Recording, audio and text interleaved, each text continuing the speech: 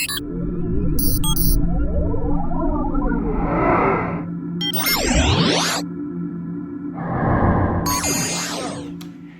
everybody, we are back to talk a little college football. We are already into week 8 of the full season. I think week 5 or week 6 of the SEC, week 1 of the Big Ten season. And negative week 2 for the Pac-10, something like that. But we are knee deep into college football. So, but first of all, we got week 8 to talk about. But first of all, we have to recap a little bit. Week 7. On week 7. So we had some underperformances in week 7. I don't want to talk about that. Okay, let's just talk about up till now. There hasn't been a whole lot of college football games because of all the programs haven't been playing. So we sort of covered the whole top 25 just to have more teams to talk about. Jumping into week 8 now, we're probably only going to cover the top 15. So we will cover the top 15 ranked games, top 15 ranked teams playing. The big reason as to why the Big Ten comes back. The Big Ten comes back this week, so there's going to be a lot of games going on. But first of all, we'll recap last week. We had SMU at Tulane. SMU pulled it out in overtime. So 37-34. I had SMU picked there, but I don't know if I had it going into overtime. Tulane sort of played a little bit better than what they should have. We had BYU Houston. BYU put up 43. Well, BYU's not too bad. They look pretty good, don't they? They actually look like a pretty good team. This will be the last time we talk about this team this year because they will no longer be ranked. Probably not any this year. But Tennessee played Kentucky. Just a moment of silence for the end of this football season. Thank you. Scored a whole 7 points as Kentucky intercepted 3 times and ran back 1 for a touchdown and two for a touchdown. Oh, I forgot. Okay, I'm trying to block it out of my mind. Okay, and get that. But I made a joke while we were watching the game. Guarantano. I think he fixed those 2 his name because he's gonna have a couple of again. Well, we won't talk much about Tennessee anymore, but hopefully we'll have, let's say, a new young quarterback starting this week. I don't care if we don't win 2 games the whole rest of the year. I want to see some fresh blood in there. The last 3 years has damaged my soul. So, Guarantano has damaged my soul. There is a repair if you look for it. Yes, but we'll just jump on past it. We'll jump right on into Clemson putting up 73. 73-7. They made Georgia Tech look like an FCS team. It was 52 at halftime. I think they pulled people off the cardboard cutouts out of the stands and played the fourth quarter.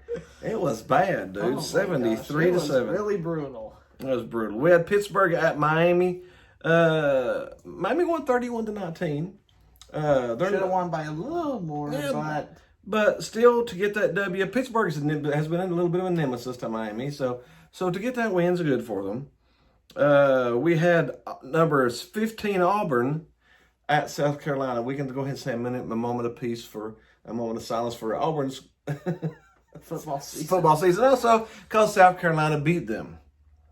And to let you know how bad that is, Tennessee beat South Carolina. Ouch. So Auburn, yeah. Ouch. They didn't look good from the start of the season. And it's official. They're not good. They're not good. Oh, yeah. So that is the end of Auburn season as South Carolina won 30-20. I'm going to give the Gamecocks credit for getting the W here. Yeah, the South Carolina could have gave up really, really quick this season because they started out not too good. 0-2. 0-2. But they ripped off, the Gamecocks ripped off 2 straight wins. Yep. So now they're for 0-2 and 2-2. You got to give it to them. They didn't give up. So let's go for them. We had Louisville at Notre Dame. UGLY. Can you say ugly? That was an ugly game. There was no offense. 12-7. No offense. That's not a baseball score. That's not a baseball. 12-7. Oh my goodness, that's horrible. I'm waiting for Notre Dame's ranked number 4. I'm waiting for them to lose. I'm waiting for them to lose. Something's just not right there. No, but hey, they won by 5 points.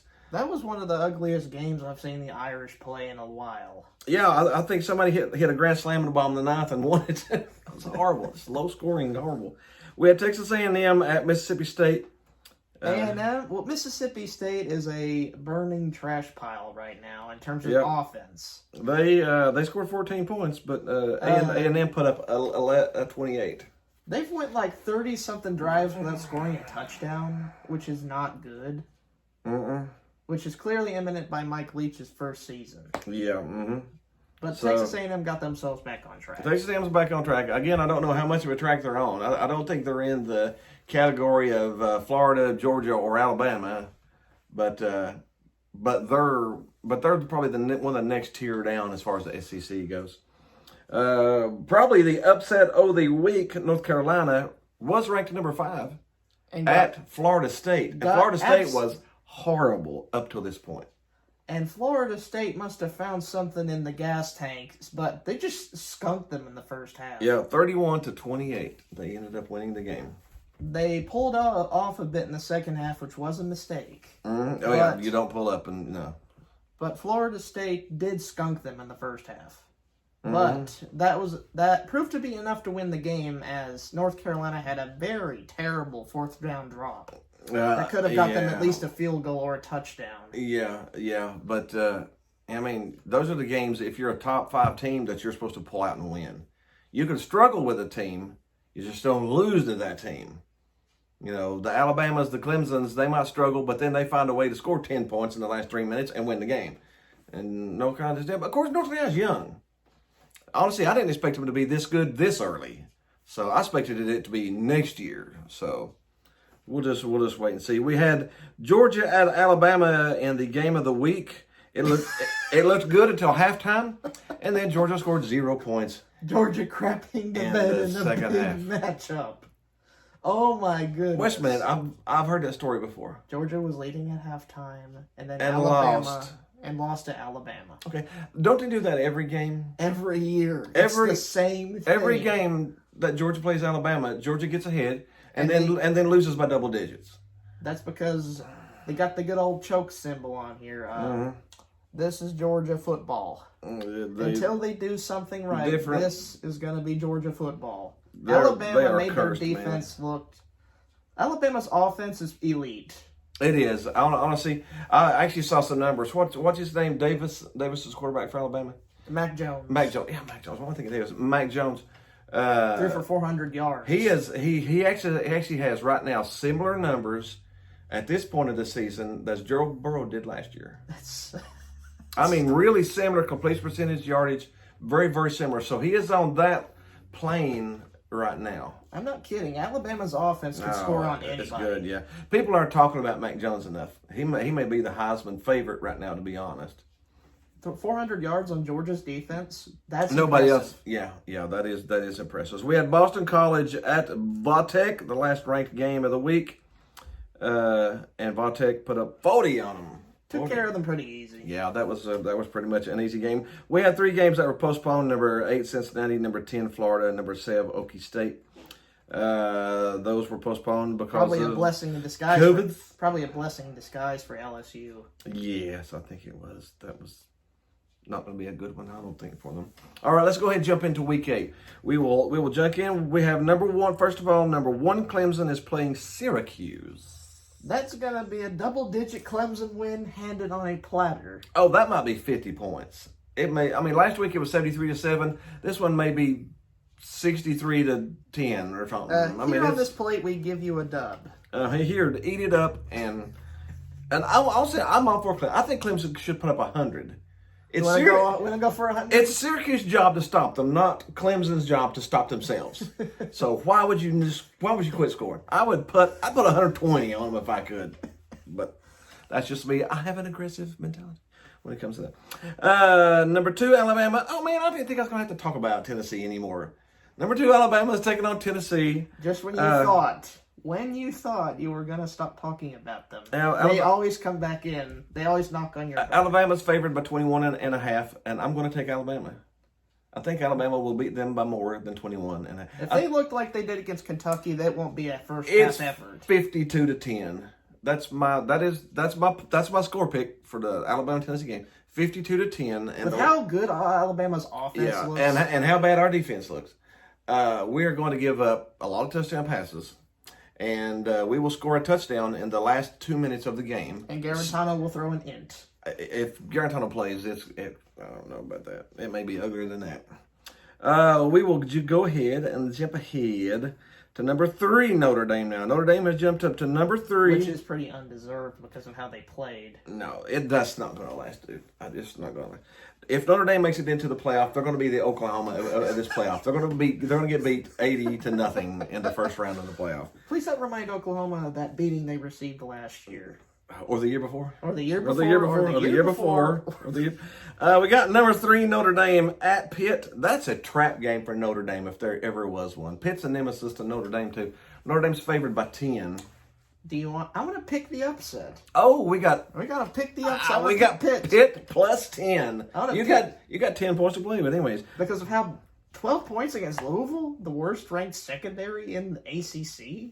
And you put up 12 points. 12 points. You see why I picked an upset? That was sad. It was very, very, very, very sad. Don't think we have number 4 playing this week. Who is number 4? I don't remember who number 4 was. You want to skip to number 5 then? Yeah, we'll go ahead and skip to number 5. Number 5 is a newbie, Ohio State. Here come the Buckeye fans running through the doors. Nebraska has not got good ever since Frost went there. I don't know if they will. I'm definitely going to take Ohio State. Ohio State's going to have to come. Any team that wants to get into the playoffs at this point is going to have to really get into punch. a second gear and then kick it in. So I'm expecting Ohio State to try to put up 50 or 60 on Nebraska just to make a statement.